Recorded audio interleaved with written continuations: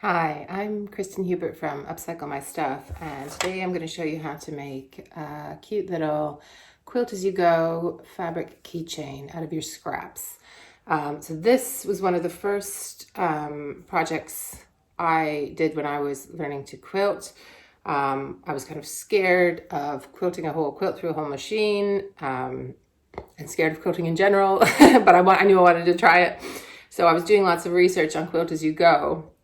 So rather than start even on just a block, which I guess is what a lot of people would do, I decided I was going to start mini on a little keychain.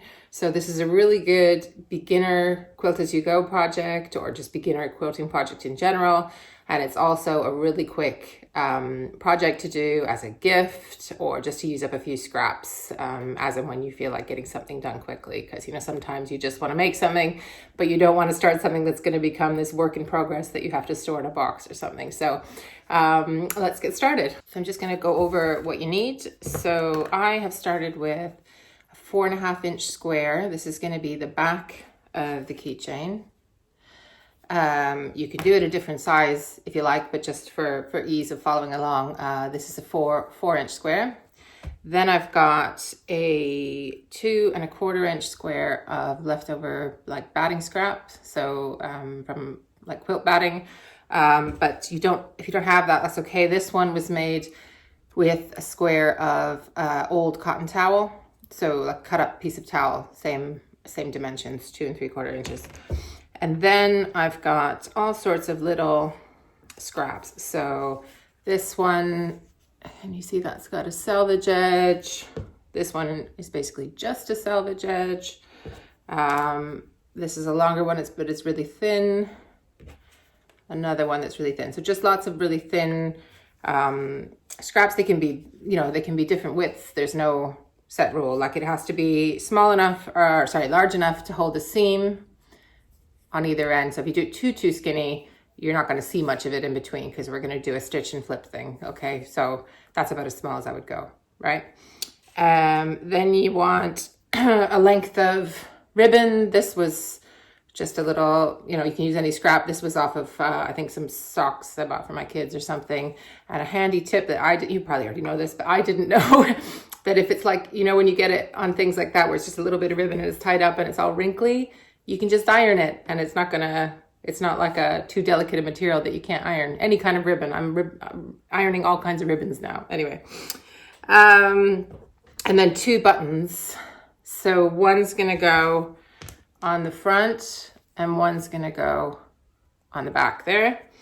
And then just a little ring, like for a key ring, right? So the kind where, I can't remember the name of it, just a key ring, right? Where you can slide your keys through that little gap. So that's the materials, and let's get started. I've got these little thin strips, and I'm going to do a stitch and flip kind of thing. So I'm going to, there's 2 ways to do it. This is kind of a self-binding quilt as you go thing, but the way that I prefer, and I'll show you why at the end, is to set the backing square, which is what this 4-inch square is, aside for the moment. So I'm just going to have my batting and my strips. So, and then I'm going to start from one corner, and I'm just trying to cover the batting completely with my strips. So I'm going to start with this white one. So I'm trying to make sure that it covers that corner there. Hopefully you can see that. So I'm going to put this one right to the edge. So I will trim off the bit that's over the edge of the batting at the end. So start with that, and then see whether that would go all the way across to a point. I'm going to trim it there. Where's my scissors? So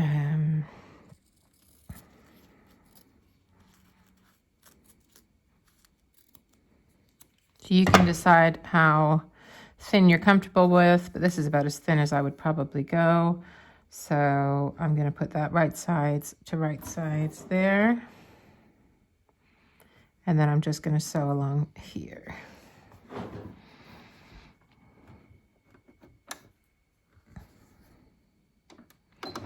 And I don't backstitch because I'm going to be binding around the edge with that backing fabric. So if it makes you feel better to backstitch, you can go ahead and do it, but it's not necessary, right? And so then I'm gonna just finger press that open like that and pick my next strip. I think I was gonna add, it's not quite long enough for the center, so I'm gonna put this one next. Now I'm just gonna be careful of this edge because this is a wonky scrap that I need to sew in a little bit closer to make sure that I'm not gonna have this little teeny corner of batting poking out. It would probably get covered with the binding, so it's not a big deal, but I'm just gonna try and sew in a little more than I normally would.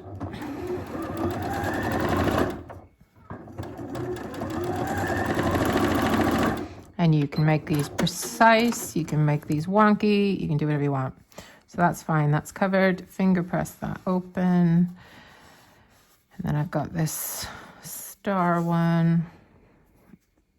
So I'm gonna do it like that way. And I wanna just make sure it's gonna definitely cover the edge of the batting.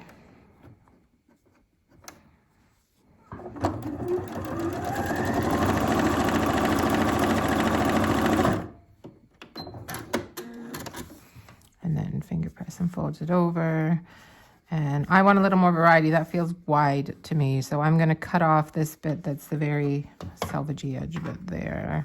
Don't have to do that. And you don't have to use selvage edges at all for this. You can use whatever you want. That's just what I had. Just grabbed what was there. Okay. And then I'm going to trim off, trim off this tail so that I can use that strip again. Is that going to be long enough? Just cool. So there we go.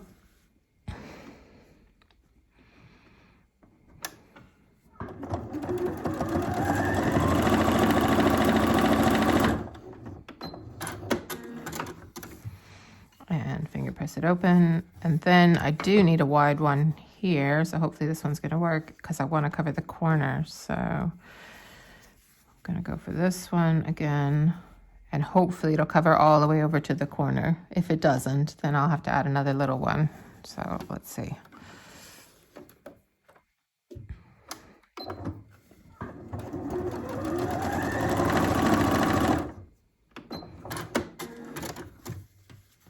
Wow, just, that's enough. There's a teeny bit poking, like the tiniest sliver, but that's okay because it is going to get bound. So that looks a bit messy now, but what we're going to do is turn it over and trim off. So you want to take your ruler along the edge and trim off all these edges, and then I'll come back here and show you. Okay, so here we are with our trimmed square. So I've just trimmed off all of those edges. There you go. And then what we're going to do is center it in the middle of our backing square here. Looks roughly centered to me.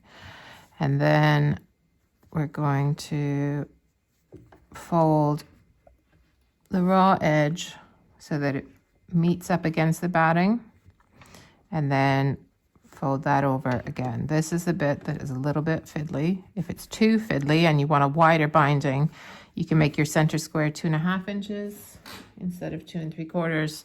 I like them skinny, even though they involve more fiddling.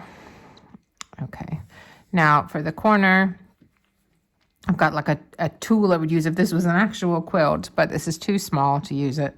So what I'm gonna do is fold it in like that. I don't know if you can see that. So that kind of makes a little triangle there, and then fold the raw edge to the edge of the batting like we did before.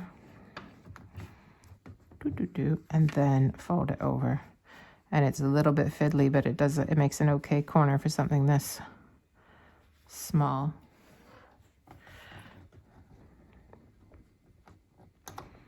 Get my clip in there. There we go. And use whatever you like, but use pins or clips. I've got both, but today I'm just using what's close to hand. Okay, So there's one, and then we need to do that all the way around. So make my little corner triangle.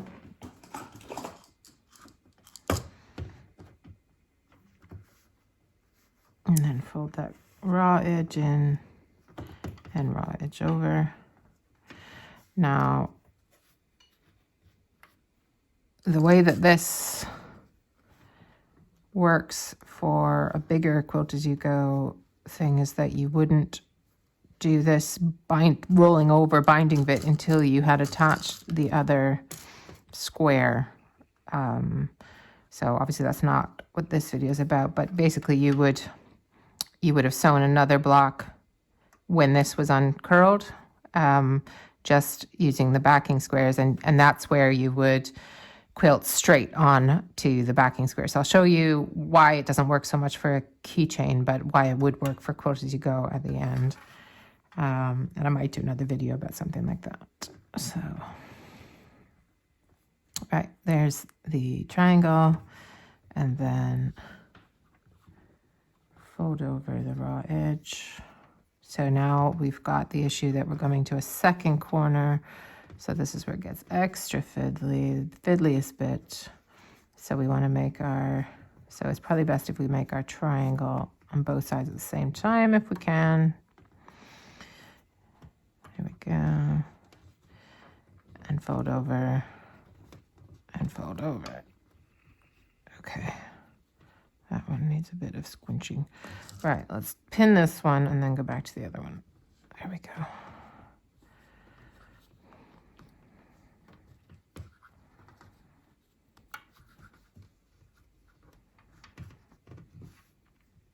Okay.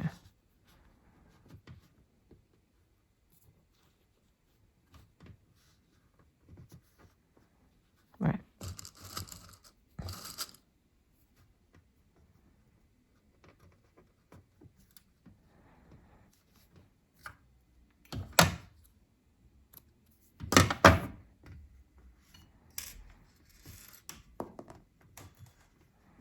Pin hitting the floor.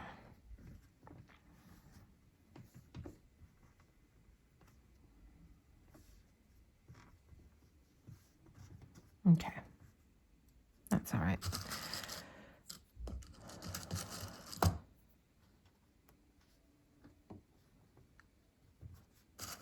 Okay, so I'm all pinned up, and now I can sew it. You want to put your needle in so that it catches the top fold of a corner, and so that when you continue on, it's going to hit here. I've set my stitch length to 3 here.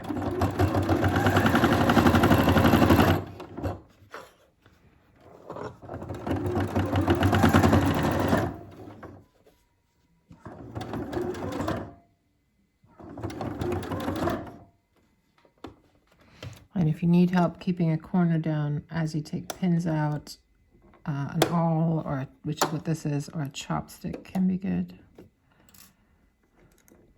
Because this is super tiny.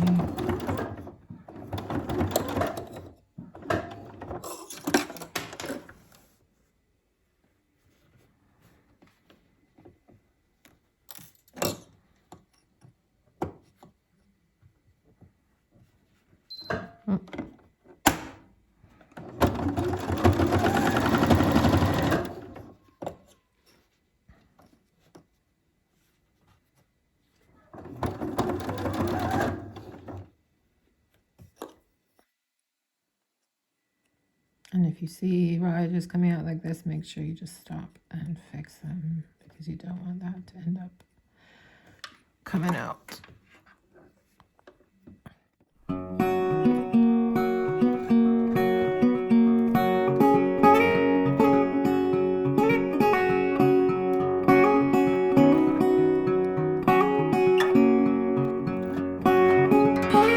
So this is it, finished keychain. So I've just put one button on the front here and another on the back above the ends of the ribbon, so just to attach it.